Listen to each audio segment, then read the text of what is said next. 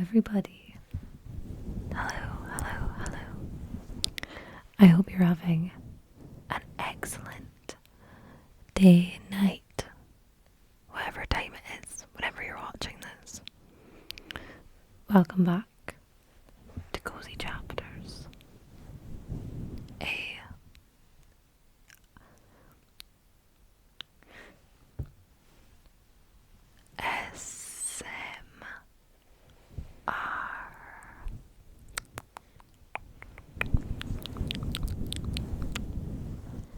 In this video today, we will be reading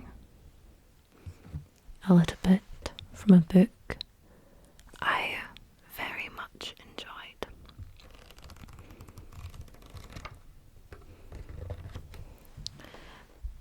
The Girl of Ink and Stars. Now, I read this maybe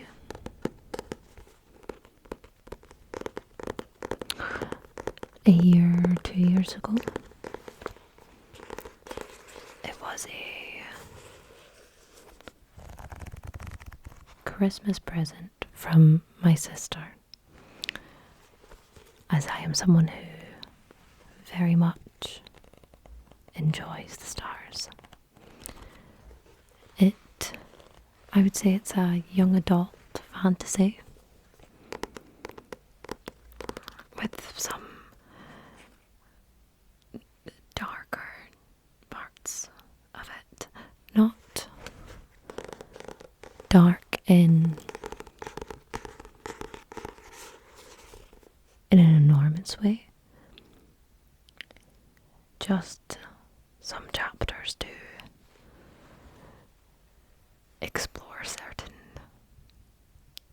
deaths of characters and things. But as always, I want this to be a channel where you can find different books that you wish to enjoy or continue on your own. And I hope that this one hits the spot for certain people.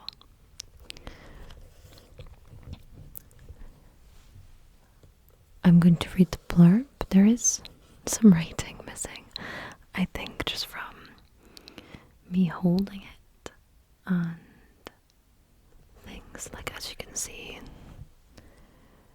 certain parts of the metallic blue writing has started to fade, and I'm not sure if you can see the tiny parts of blue writing which have disappeared, gone missing. I wonder if we'll ever find it. But yes, it is from Kiran Millwood Hargrave,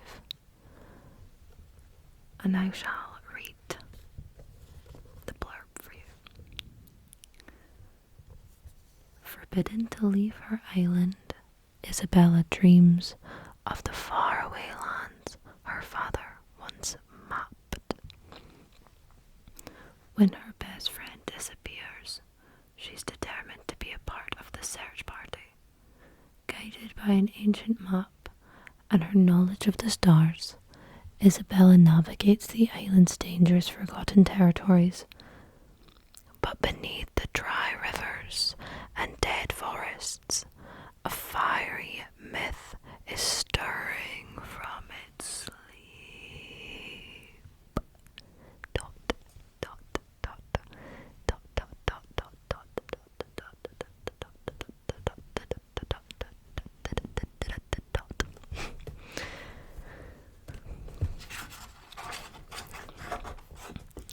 I would like to.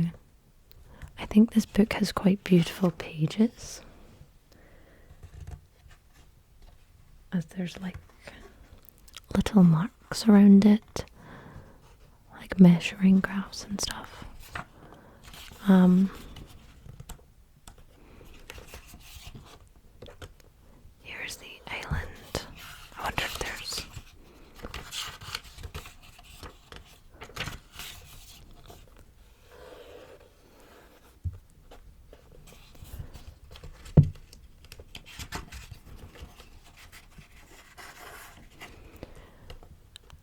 I really enjoy the little parts of the artwork within this book. I wouldn't say that I can't quite remember actually. Let's have a little.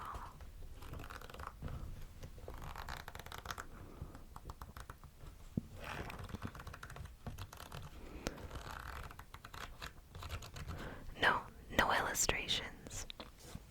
I couldn't quite remember if there was little drawings and such within this book, but unfortunately it's only the marks on the pages. I would like to do some videos where it's a black screen, as I personally find it very relaxing to not have the pressure of watching something, or it doesn't disturb my eyes with the light coming from certain videos. Of course, you could always turn your phone around, turn your brightness down, but sometimes it's nice just to know that there's nothing to pay attention to, nothing to miss. You can just be completely in the moment and allow yourself to sink into a deep relaxation while getting some tingles. But let's begin. Enough of that. Let's begin. They say the day the governor arrived, the ravens did too. All the smaller birds flew backwards into the sea, and that is why there are no songbirds on Joya, only huge, ragged ravens. I'd watch them perch on the rooftops like omens, and trying to squint them into chaffanies and goldcrests Dad drew from memory. If I imagined hard enough, I could almost hear them singing. Why did the songbirds leave, Dad? I'd ask. Because they could, Isabella. And the wolves? The deer? Dad's face would darken. Seems the sea was better than what they were running from. Dad would tell me another story then, about the girl warrior Aranita, or about Joya's mystical past as a floating island, and refused to say more about the wolves and the backwards birds. But I kept asking, until the day came when I found my own answers. The morning it began was like any other. I woke in my narrow bed, sunrise just starting to brighten the mud walls of my room. The smell of burnt porridge hung on the air. Dad must have been up for hours, as it took a long time for the fire to heat the heavy clay pot. I could hear Miss La, our hen, scratching outside my room.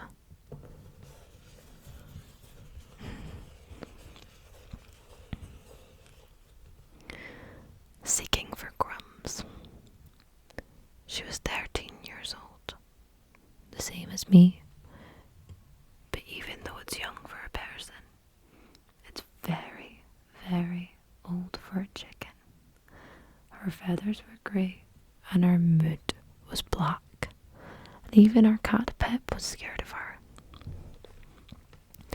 My tummy rumbled as I stretched my arms. Pip was crawling across my legs as he yowled loudly as I sat up. You awake, Isabella?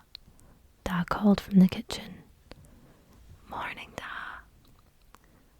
Porridge is ready, a little over ready in fact. Coming. I eased my legs out and smoothed the cat's rough fur where it had ruffled in the night. Sorry, Pep. He purred and closed his green eyes. I washed my face in the basin by the window and stuck a tongue out at the reflection in the polished metal above Gabbo's bed, straightening his sheets, dustier every day, but still made. The voice line arched next to his pillow. A long, thin hollow Dad had etched for us up the wall and over the ceiling. When we pressed our lips to it and whispered, it carried our voices so we could talk even when we were at each end of the room in our separate beds. 3 years ago now. 3 years since I sat there, my twin's hand in mine as he faded in the night, fast as a blown out match.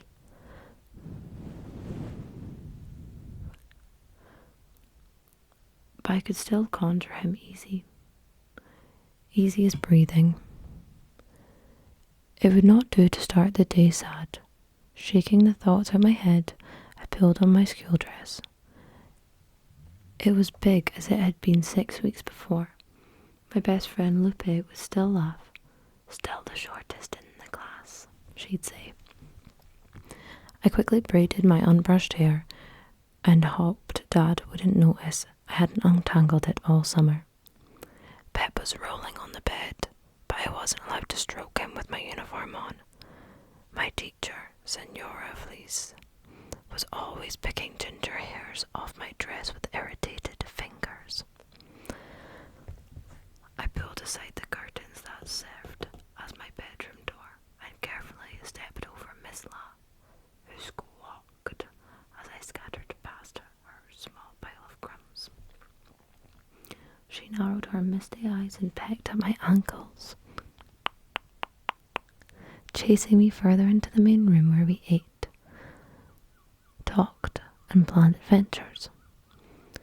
A big bowl of blackened porridge sat on our large pine plank table, marooned around a sea of maps. More of Dad's maps were stuck to the wall as they rustled as I passed, like a breeze.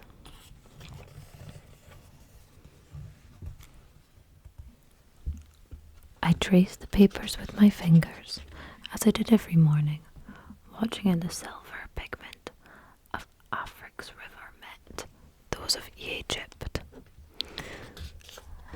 It seems like Africa's, Egypt, Europa, America. They all sound pretty familiar, I would say, as this takes place on a very fantasy realm.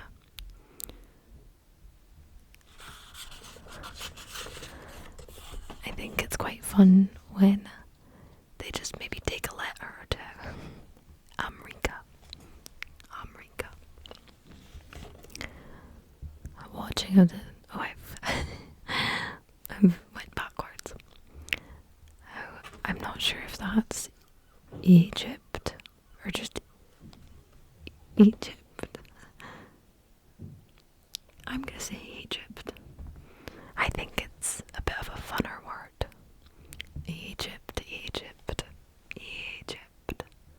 Egypt.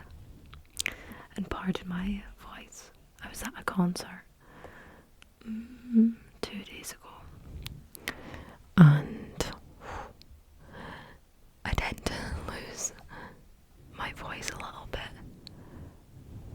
as I sing my heart out.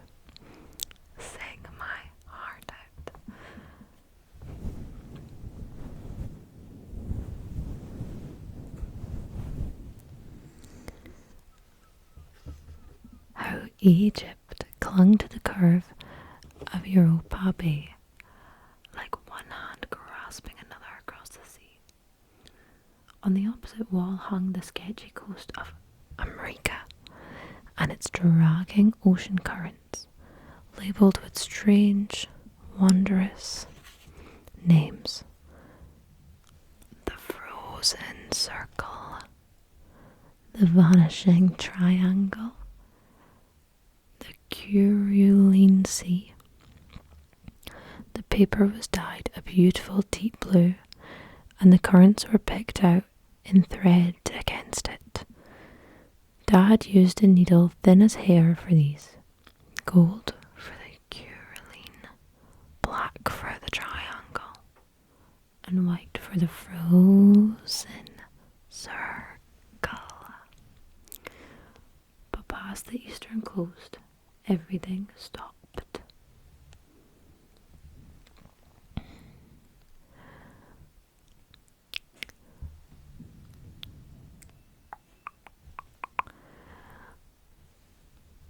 Only one word broke the blackness. Incognito. Unknown. I could almost feel Dad's disappointment in the long, dried ink of the word. Unfavourable tides on his last trip meant an early return to Joya. And Dad never again made it across the wild expanse before the governor arrived on our island. Governor Adori closed the ports and made the forest that stretched coast to coast between our village of Gromera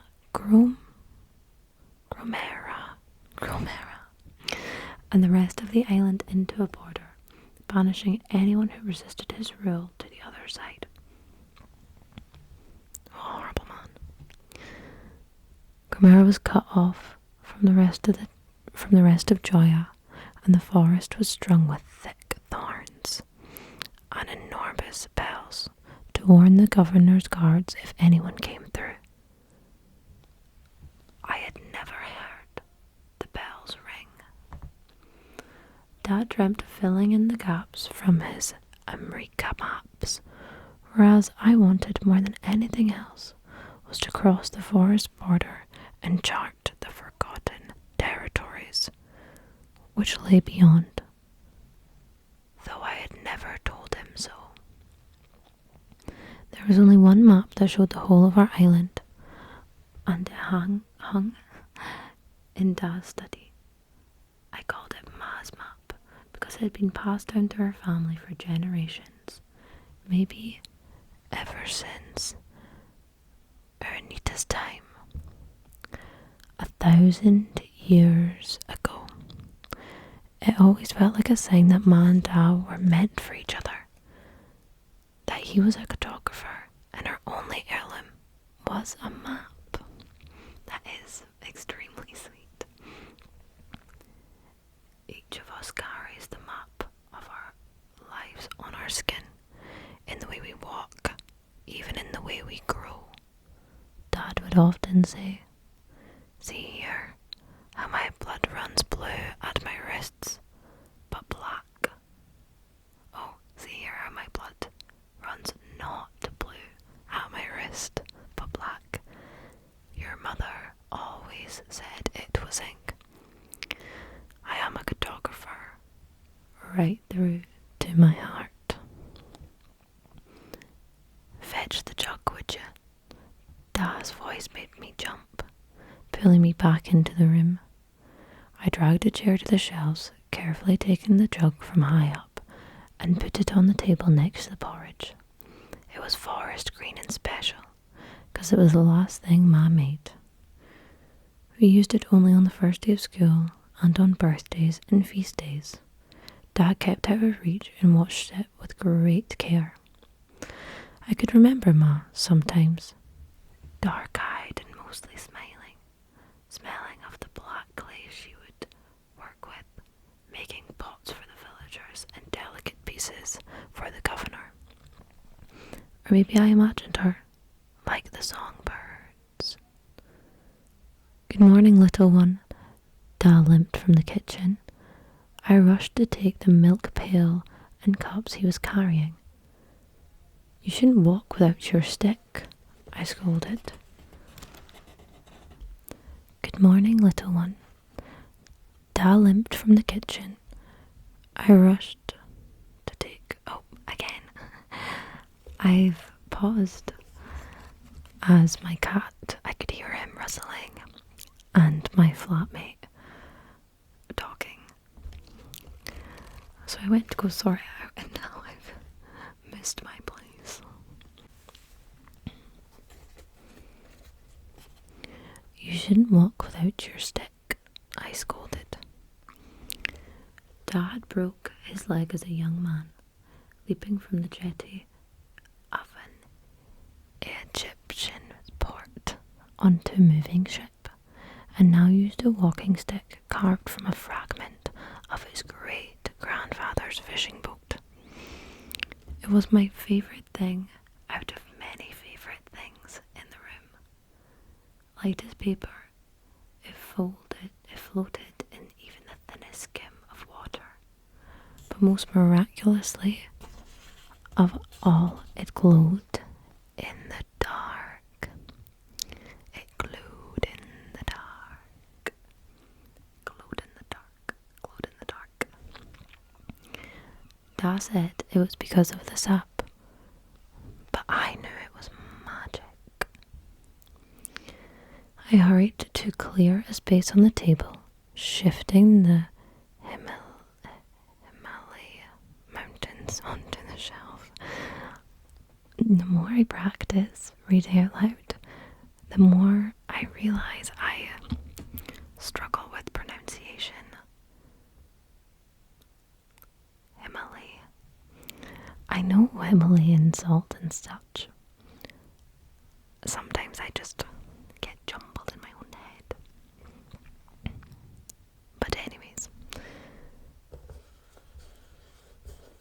Da poured the milk into Ma's jug, then settled down on the bench next to me and grinned. Pick a pocket. I rolled my eyes.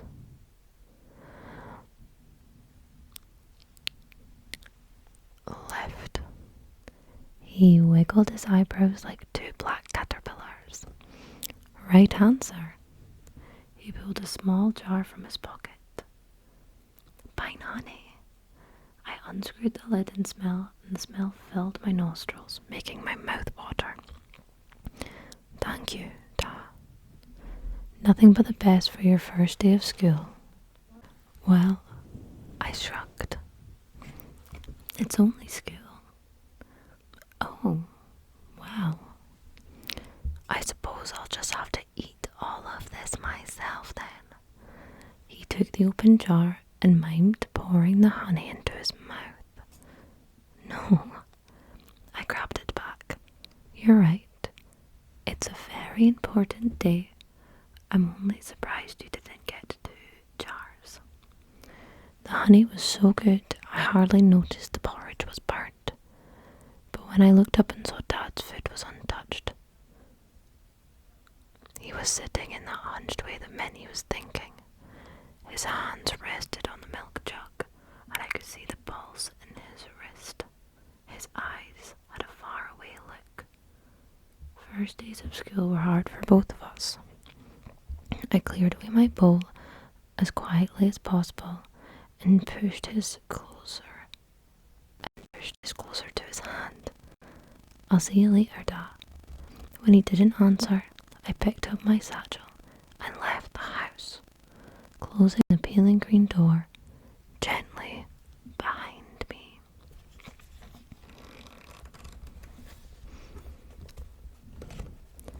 And that is the first chapter of The Girl of Ink and Stars. I hope I left you curious for more, as there's still questions like, where's her friend? What happened to her twin brother? What's going on in the forbidden parts past the borders? And what about that magic stick?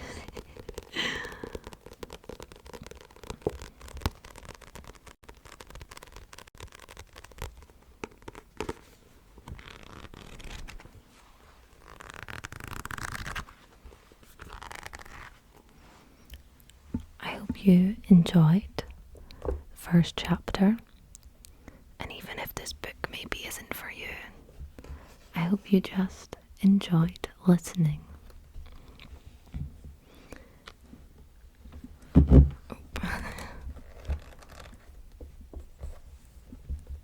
Sleep well.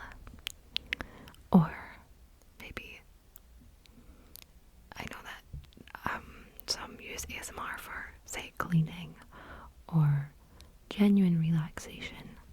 So I just hope that you enjoyed this. I guess is where I'm going with that.